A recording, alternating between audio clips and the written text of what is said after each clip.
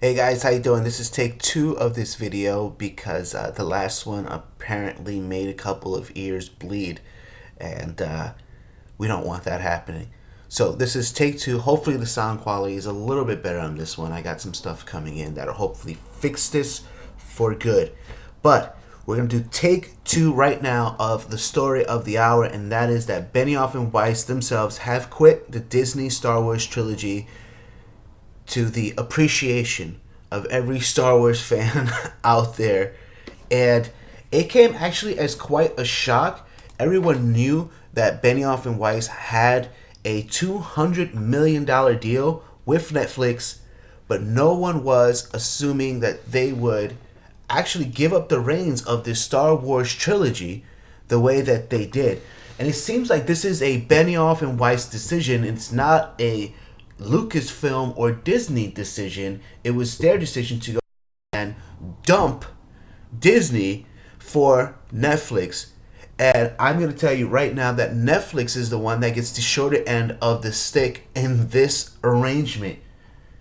Now, Benioff and Weiss, they said right here that we love Star Wars.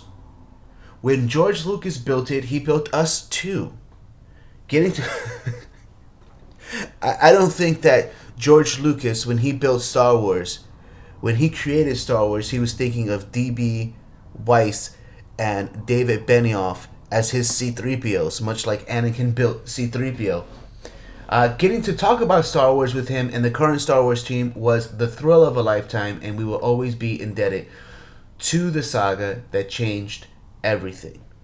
That is a fantastic statement to make. And it's pretty much them saying, hey, we love Star Wars, but we ain't gonna make Star Wars.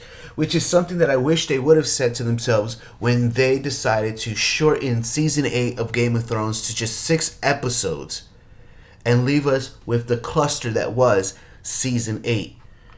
Here's another part of the statement right here. There are only so many hours in the day, and we felt we could not do justice to both Star Wars and our Netflix projects. So basically what he's saying there is Netflix is paying us a ton of money, $200 million, to come in and ruin their streaming service, and we need to focus on that. So we are regretfully stepping away. Is this a bad thing for Star Wars fans? I'm going to say it one more time. I do not believe so. Now, there was rumors that David Benioff and D.B Weiss were going to be taking a look at a Knights of the Old Republic trilogy, going back and doing that.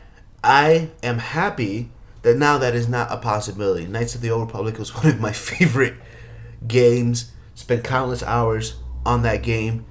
And I am glad to see that, they're not going to be able to touch that one. And it's a shame, though, that it was D.B Weiss and Benioff that said, we don't want to do this.